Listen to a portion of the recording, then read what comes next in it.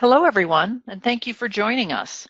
The title of today's webinar is What E-commerce Sellers Need to Know About the New Nexus Standards.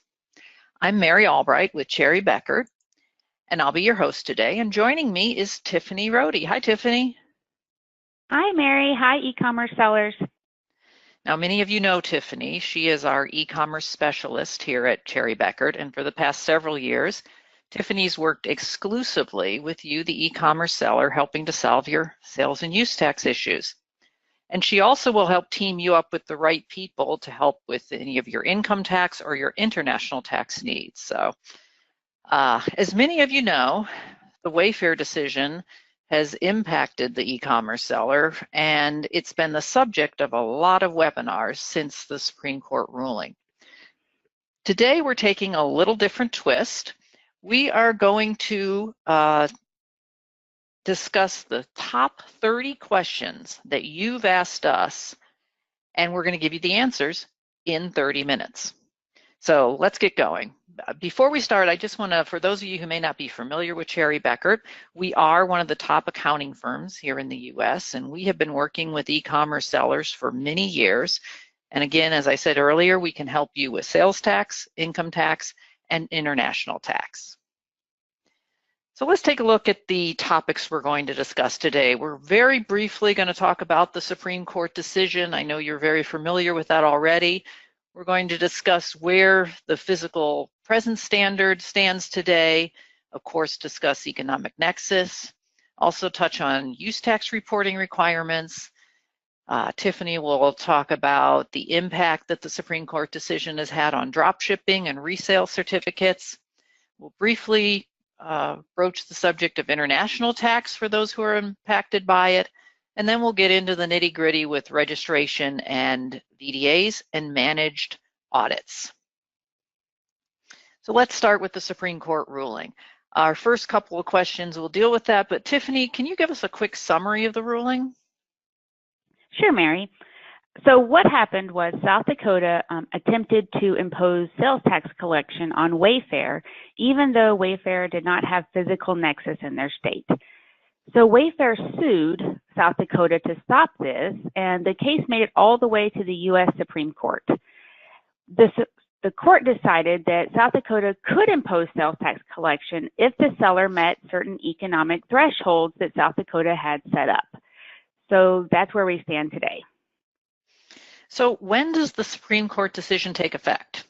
Remind us of that again. Well, the decision was handed down on June 21st, 2018, and some of the states with existing laws are holding that this date is when those laws took effect.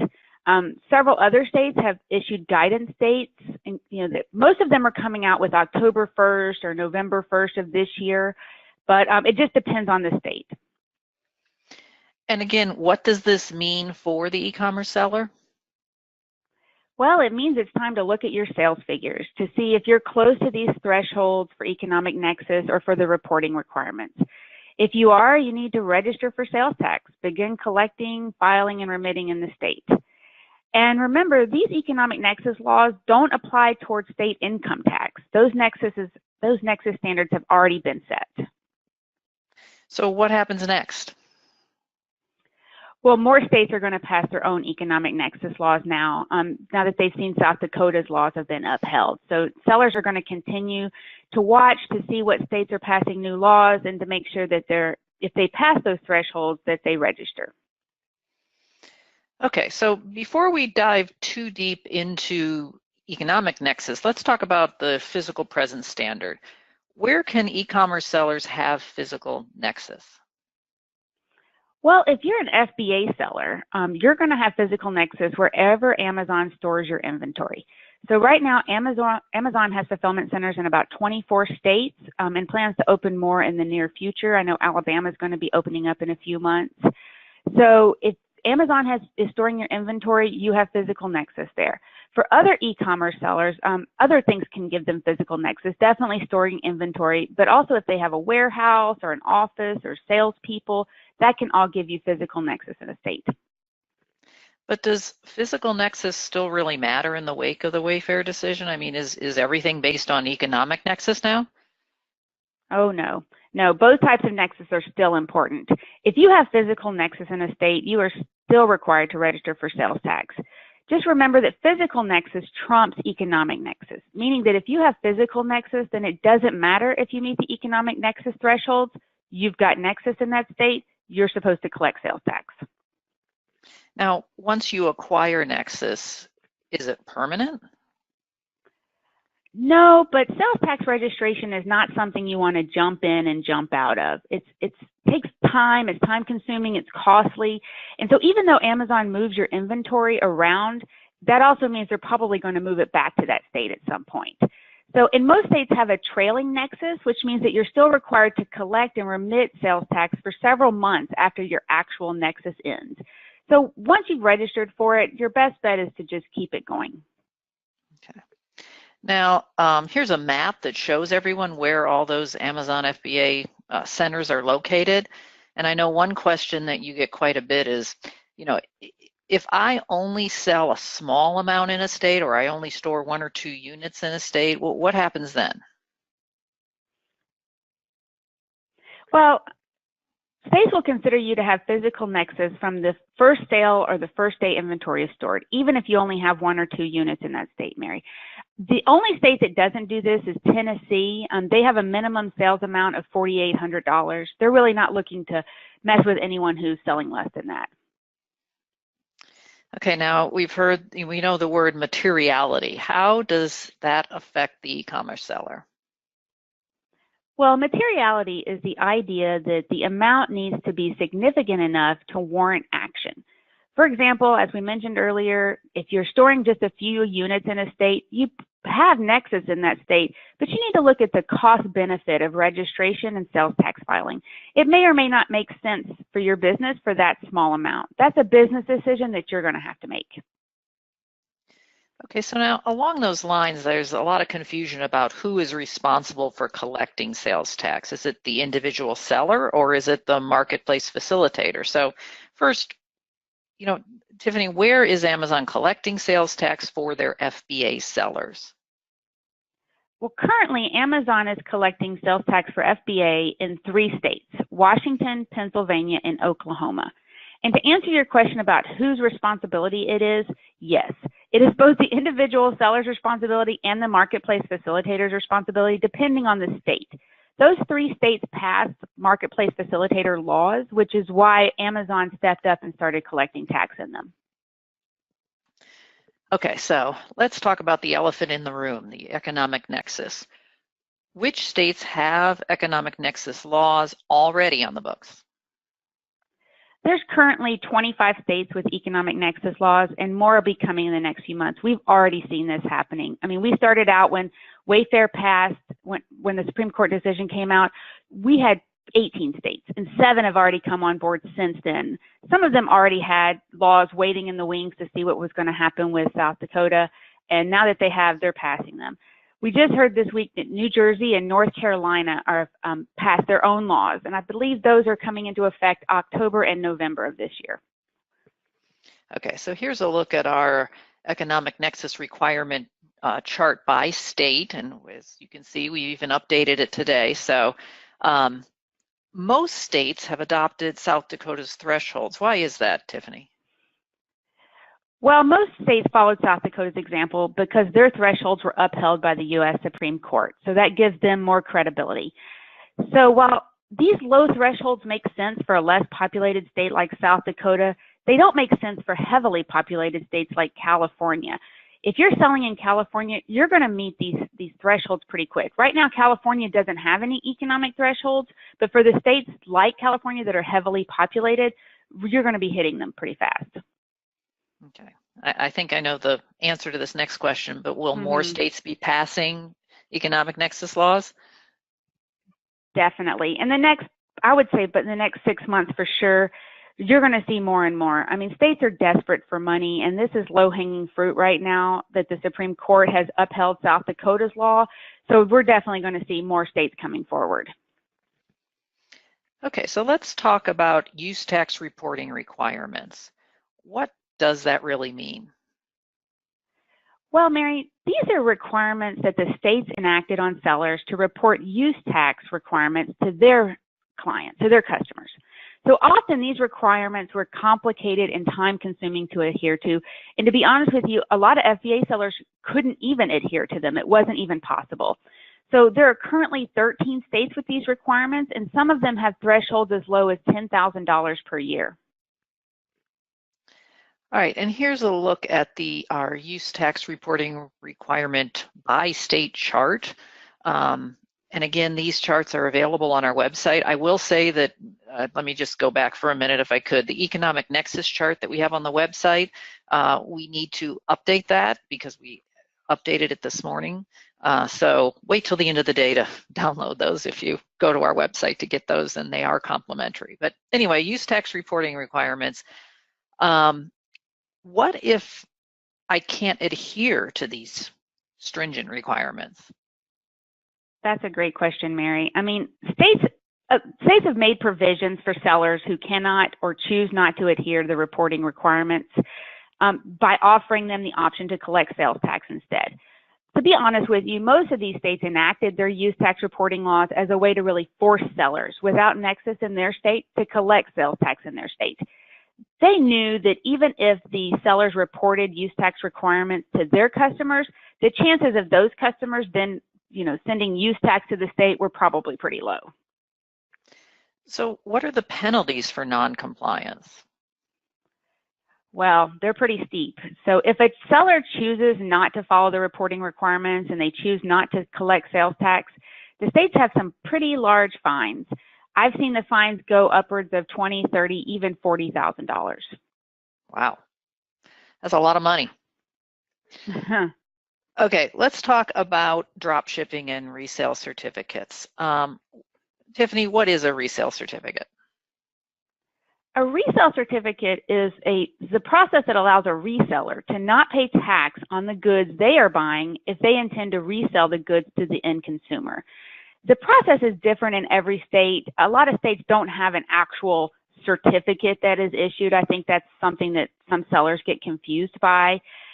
Quite a few states will accept your home state sales tax, certificate as proof that you are registered and that you're selling, but it just depends by state. Every state's different. And what's the impact of this ruling on resale certificates? Well, more states are probably going to be requiring additional sales tax registration for resale certificates instead of accepting your home state number. So right now, a lot of states accept your home state number, and after this, I think we're going to see a lot of states requiring you to register. All right, and how does the ruling affect drop shippers and wholesale businesses? Well, if you begin to have nexus in a state due to the economic nexus laws, you're going to need to apply for a sales tax permit just like any other e-commerce sellers. As more third-party suppliers have nexus in these states, they may require you to provide additional documentation. And for most states, the wholesale transactions count towards the transaction thresholds too, so our wholesale businesses need to remember that. So let's take a minute now and talk about international tax for those of you who are impacted by this. And as I mentioned before, Cherry Bekaert does have an international tax group that can help you with all these issues. Tiffany, do international tax sellers really need to worry about sales tax collection? Yes, they're going to have to worry about it now more than they ever have. Now that they can be liable for sales tax without a physical presence, the economic nexus thresholds will apply to international sellers more than ever.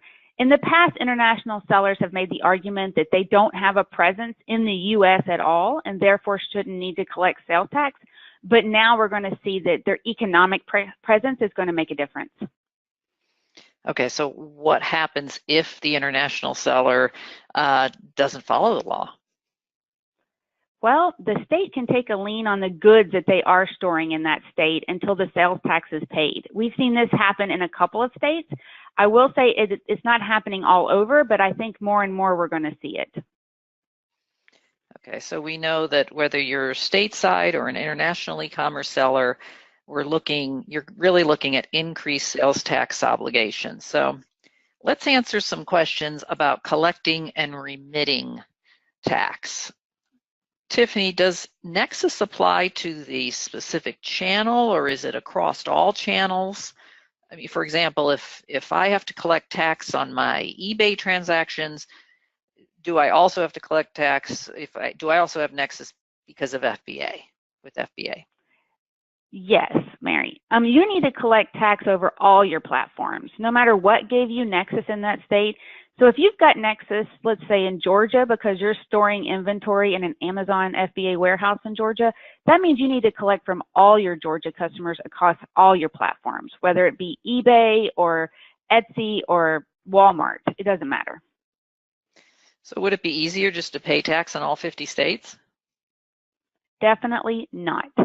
So you really only need the states where you have Nexus, where you have a physical presence, an economic presence, or you have a reporting requirement. Right now, there are 45 states with sales tax, and Amazon is in 24 of those. I really don't recommend that you go apply for all 45. So there's a lot of different numbers you're throwing out here.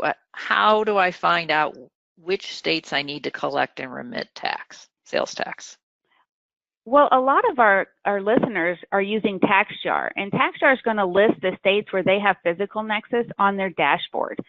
For economic Nexus, they just came out with a tracker tool that's also on your dashboard that you can run that will show you if you've met thresholds in those states. I'm sure that Amazon has reports also that you can use. Also for physical Nexus, wherestock.com will give you a report that will show you not only where you have physical Nexus, but the month and year that you got it.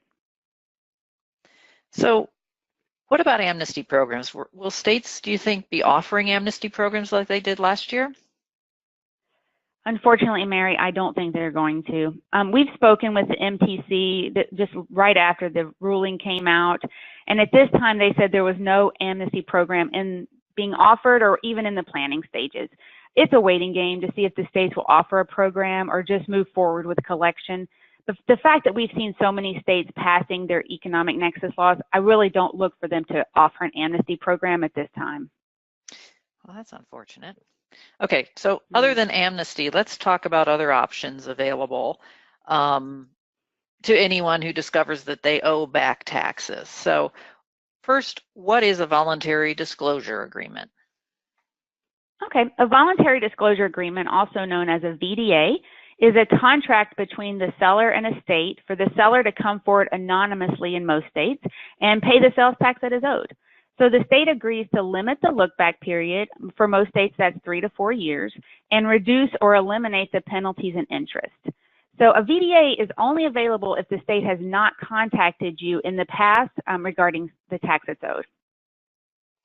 And what about a managed audit? What is that and who is it for? A managed audit is a great product. It's offered by California, and it allows sellers to register for sales tax and agree to do somewhat of a self-audit of their records, and then you submit them to California. If you're accepted into the program, it doesn't limit your look back, but it can reduce or eliminate penalties and interest, sometimes up to 50%. So how do I know which of these options is better? And is there ever an instance when neither one is a good choice? Definitely. So these programs can be beneficial for sellers who have not been compliant with sales tax for a long term and owe potentially a large sum of money. The cost to complete a VDA or a managed audit in MA is higher than a simple registration, but there's more involved and potentially could save a seller a lot of money. All right, you've answered a lot of questions so far, Tiffany. Mm-hmm. The question is, what should I do now? And really, let's talk about 3 questions that I know you always get when you're talking to e-commerce sellers. First, should I start registering now, even if I haven't crossed the threshold yet? No, I don't recommend registering for sales tax in any more states than what you need. I know some sellers think in some ways it can be easier to register for all the states at once, but that can be overwhelming to get sales tax information from 45 states all hitting you at the same time. It's more economical for most small businesses to register in the states that they need first and then add more states as needed. And that's not a problem for us. You just have to send us an email afterwards. We've got all your stuff on file and we can register you in additional states as needed. Okay, another question I know you get all the time. What date should I use when registering? Mary, this is the #1 question I get. Everyone wants to know about their effective date, otherwise known as their Nexus date. So let's break it down like this. If you're registering because of the economic Nexus threshold, it would be the date that your sales cross the threshold. So if you're registering because of physical Nexus due to inventory or some other salespeople or warehouses, it would be when that happened in the state. So when your inventory got to the state, that's going to be your Nexus date.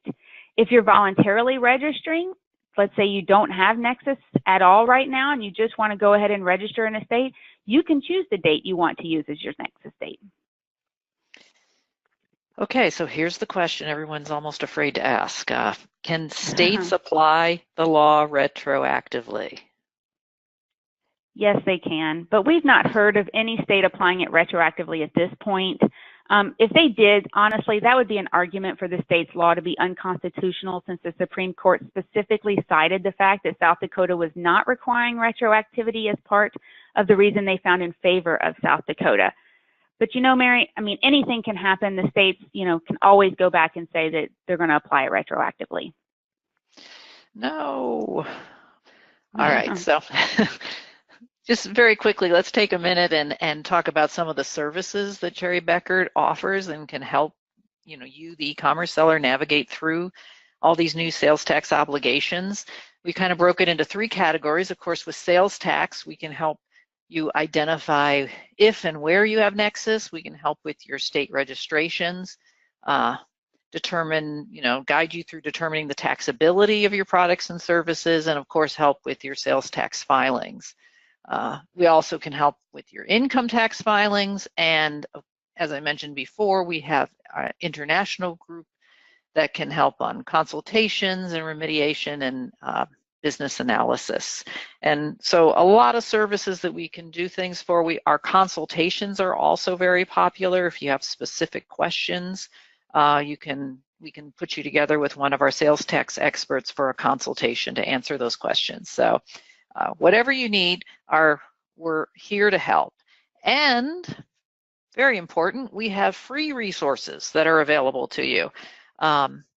First, this is our website, cherrybekaertsalestax.com, that is 100% committed to all sales tax issues. You can go there, look up our FBA e-commerce work, and also go to our Knowledge Center for information. We are sending out tax alerts specific to e-commerce sellers. If you go to our website, you can subscribe to those tax alerts. We send them out weekly or whenever news happens that you need to know. And of course, all the Nexus charts we had showed you today can be downloaded from our website. Again, we are going to be updating the economic Nexus chart today, so I would recommend waiting till later today or tomorrow to get those downloaded. And most important, if you have questions or anything, feel free to contact us. Send us an email and we'll get back to you. Your emails at etax@cbh.com go directly to Tiffany, and she is always really good at answering them within 24 or 48 hours. So feel free to do that. Tiffany, congratulations. You answered 30 questions in less than 30 minutes, so you get the grand prize. But thank you for being here today. Any last words, Tiffany? No, I mean, my last words would just be for e-commerce sellers to just, rest easy. Realize that there's a lot going on in sales tax right now. I say it's like the Wild West out there, and we can help you. Just contact us, let us know what's going on, and we can get you there. Okay. So again, thank you, Tiffany. We are ending a few minutes early, and I know all of you appreciate that because you have a lot to do. So thank you for joining us today. We're here to help you, so contact us and have a great rest of your day.